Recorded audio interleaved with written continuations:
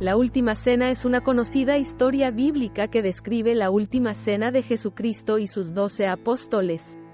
¿Qué comieron? Para los cristianos, la historia de la Última Cena está vinculada al origen del principal ritual cristiano, la Eucaristía, también conocida como sacramento de la comunión. Durante la Eucaristía, los cristianos suelen beber vino y comer pan. Según los cristianos, ambos alimentos simbolizan o representan realmente la sangre y la carne de Jesús porque habló, mientras comían, Jesús tomó pan y, después de bendecirlo, lo partió y se lo dio, diciendo, «Tomad, esto es mi cuerpo». Luego tomó una copa, dio gracias por ella, se la dio y todos bebieron de ella. «Esta es mi sangre de la alianza, que se derrama por muchos», dijo Jesús. Marcos 14, 22-24. Este pasaje sugiere que en la mesa de la Última Cena había al menos 2 alimentos, pan y vino. No se dice nada sobre los demás alimentos. Sin embargo, los evangelios dicen que también había algunos platos en la mesa, y en general la mesa estaba dedicada a la fiesta judía de la Pascua. La comida en sí era una cena pascual. Cena de Pascua también podría significar que había un cordero en la mesa. Normalmente los artistas representaban la mesa de la Última Cena con copas de vino y pan, algunos añadían otros alimentos. Los apóstoles y Jesús eran judíos, por lo que seguían la ley dietética judía de la época. En Pascua, el pan ácimo era obligatorio. El vino podía estar aromatizado con alquitrán y pasas sultanas, si nos atenemos a los datos arqueológicos. Es probable que, bajo la influencia de la cultura grecorromana, los judíos pusieran aceitunas en la mesa, así como dátiles, granadas, higos y nueces. La comunidad cristiana no era pobre, podía permitirse una gran variedad de platos, incluidas diferentes hierbas como el apio, la achicoria y la lechuga. En la mesa también podía haber charoset, que es un plato dulce pascual de frutas y frutos secos de Oriente Medio. El mencionado cordero pascual es el animal sacrificado en el templo de Jerusalén en la fiesta de Pascua. La Iglesia cree tradicionalmente que la Última Cena tuvo lugar el jueves del Seder de Pascua. En el Seder, los judíos se reúnen en torno a una comida casera y recuerdan el momento en que fueron liberados del cautiverio egipcio. Desde la antigüedad, la comida del Seder ha sido el cordero. Así que la mesa de los apóstoles tenía que estar adornada con cordero. Por eso algunos artistas pintaron la mesa de la noche no solo con pan y vino, sino también con un cordero degollado. Los utensilios, según las reglas dietéticas de los judíos, tenían que ser de piedra.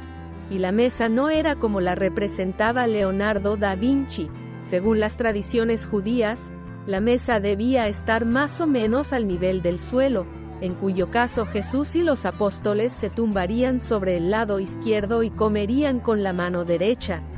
Así, en la mesa de la Última Cena se podía ver, como mínimo, pan, vino y cordero. Como mucho, diversas frutas de Oriente Medio, hierbas y los platos especiales de Pascua descritos anteriormente. El fresco de la Última Cena es una de las obras más enigmáticas del famoso artista italiano.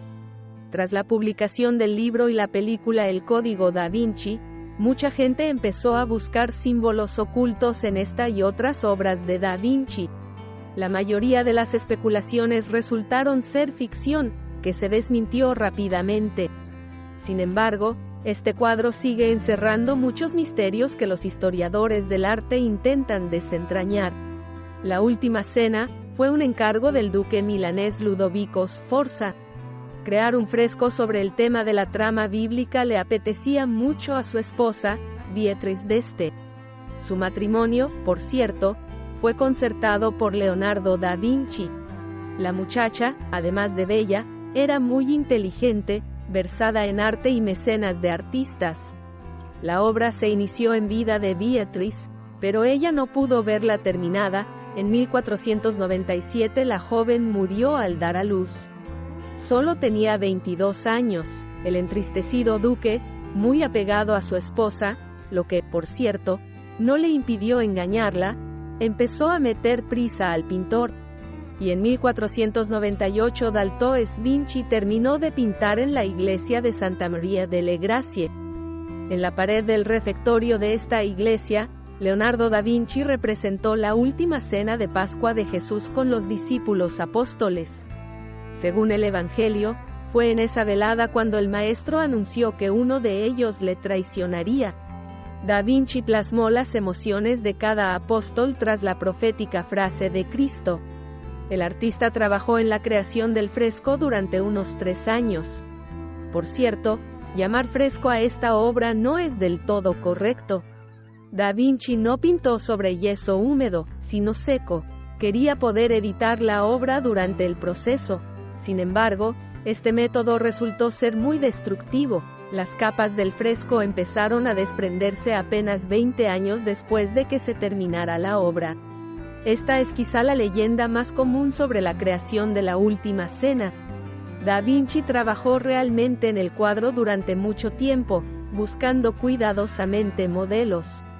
Al mismo tiempo, posaba para él gente corriente en la que el artista podía fijarse en la calle, en casa de conocidos, o en el coro de la iglesia. Fue allí, según la leyenda, donde se fijó en un hermoso joven en el que el pintor vio a Cristo. Leonardo invitó al joven a su estudio, donde realizó varios bocetos para la obra. Pasaron varios años y casi toda la obra estaba terminada, excepto Judas. Da Vinci no encontraba una imagen adecuada para el traidor Salvador. Entonces, un día, mientras caminaba por una cuneta, vio a un hombre borracho. El hombre tenía un aspecto repugnante y apenas pensaba. Da Vinci lo llevó a su estudio y comenzó a trabajar en él. Sin embargo, en un momento dado, el borracho se fijó en otros bocetos y exclamó que ya los había visto antes. Después llevó una vida recta, cantó en el coro de la iglesia, y cierto artista pintó a Cristo a partir de él. La leyenda es increíblemente bella. Suele terminar con las palabras sobre la dicotomía del bien y el mal, que estos dos caminos están en cada persona. Sin embargo, no existen pruebas reales de esta historia, y para averiguar quién fue Da Vinci en realidad, ya no hay ninguna posibilidad. Por cierto, Judas podría tener otro prototipo. El abad del monasterio donde el artista realizó el fresco, apuraba constantemente al maestro con el trabajo y le daba consejos. En un momento dado Da Vinci no pudo soportarlo y dijo que una palabra más, y escribirá Judas fuera del abad. Quizá en los rasgos de este apóstol veamos realmente a este hombre. La figura situada a la derecha de Cristo también plantea muchos interrogantes. Según la versión oficial, el pintor representó en este lugar al apóstol Juan. Sin embargo, algunos investigadores sostienen que el artista colocó en realidad a María Magdalena junto a Jesús. Existe la versión de que la antigua ramera no era solo una de las seguidoras de Cristo, sino su legítima esposa. Esta teoría se hizo especialmente popular tras la publicación del libro de Dan Brown, El Código Da Vinci. Pero, supuestamente, también había indicios al respecto en el propio Evangelio. La propia María lavó los pies del Salvador y los enjugó con sus propios cabellos. Y en aquellos tiempos solo un cónyuge podía hacerlo. La indicación de su relación está cifrada, tal vez, en el propio cuadro. Si se mira de cerca, se puede ver que las figuras de Cristo y Juan María representan la letra M.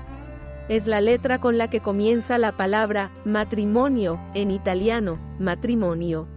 Otra prueba es la representación femenina de Juan, pelo largo, sin vegetación facial, rasgos faciales femeninos. Sin embargo, este argumento es fácilmente refutable por los historiadores del arte. Si se observan otras representaciones de Juan realizadas por contemporáneos de Leonardo, resulta obvio que todos ellos pintaron al apóstol de forma similar. Después de todo, era el más joven, ni siquiera había empezado a dejarse crecer el bigote y la barba.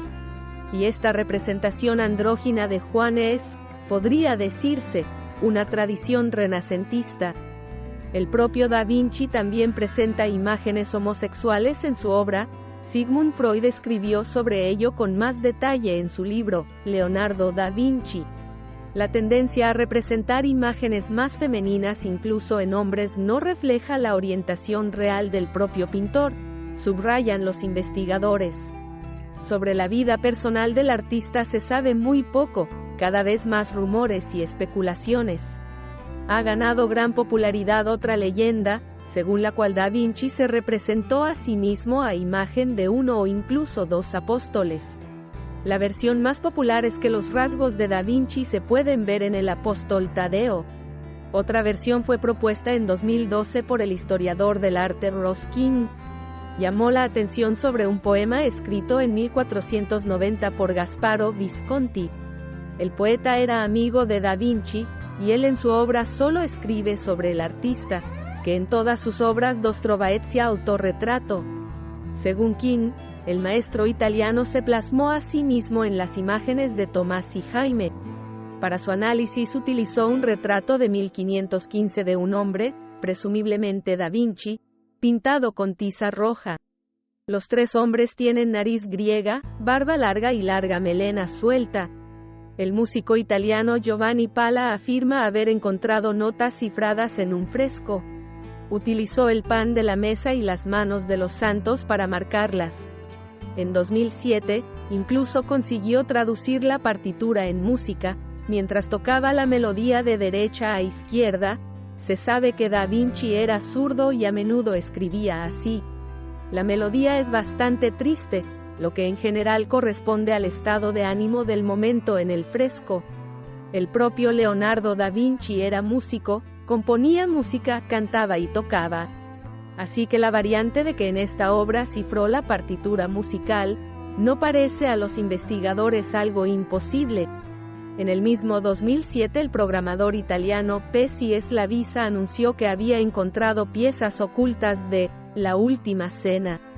Supuestamente, Da Vinci había representado aquí originalmente a varios personajes más. Utilizando el programa, Slavisa superpuso una imagen especular translúcida sobre el original. Así se descubrieron algunas figuras más, la Virgen con un bebé en brazos y otros dos hombres en los bordes del fresco. Hay varias teorías, algunos investigadores dicen que son templarios, otros que son abades del templo. Sin embargo, ha habido pocos adeptos a esta afirmación. La mayoría de los expertos coinciden en que tal descubrimiento, el resultado de la popularidad del libro y la película, El Código da Vinci. Para verificar la autenticidad de la declaración Slavisa imposible, el fresco original está en muy mal estado, y cuando se utilizan copias del gran riesgo de falsificación. En 2010, Sabrina Sforza Galicia investigó los indicadores matemáticos y astrológicos del fresco. Según ella, Da Vinci codificó en él un mensaje sobre el fin del mundo. La ayudaron a calcular el mensaje los archivos secretos del Vaticano, que supuestamente contienen escritos del propio Da Vinci. Según los cálculos, el 21 de marzo de 4006 se producirá el segundo diluvio universal, u otra catástrofe climática, que será el comienzo de un nuevo hito de la humanidad. No se ha informado de cómo llegó exactamente la investigadora italiana a sus conclusiones. Solo se conocen algunos detalles. Por ejemplo, en los pliegues del mantel Sabrina distinguió un mapa del mundo con latitud y longitud marcadas. Asimismo, cada una de las 24 horas de Leonardo supuestamente señala una de las letras del alfabeto latino. Además, el número 8 que se repite, el escudo de Francia y la propia firma de Leonardo tienen significado. Sin embargo, la versión de Galicia se considera más divertida que una verdadera advertencia para los descendientes. Existe la versión de que en Los Apóstoles y Cristo Da Vinci codificó la representación del sistema zodiacal. Jesús mismo representaba el sol, y los apóstoles, los signos del zodíaco. Esto explica el hecho de que todos los discípulos se dividen en 4 grupos de 3. Aquí también se encuentra una explicación y la imagen femenina de Juan, porque él se sienta en el lugar de la Virgen, el único signo femenino en el sistema. Por cierto, Una peculiaridad interesante del cuadro reside en su nombre, o mejor dicho, en su traducción al ruso. Solo aquí el fresco de Da Vinci lleva el nombre de La Última Cena. En el original se llama L'Ultima Cena, La Última Cena, o simplemente Il Cenacolo, el refectorio.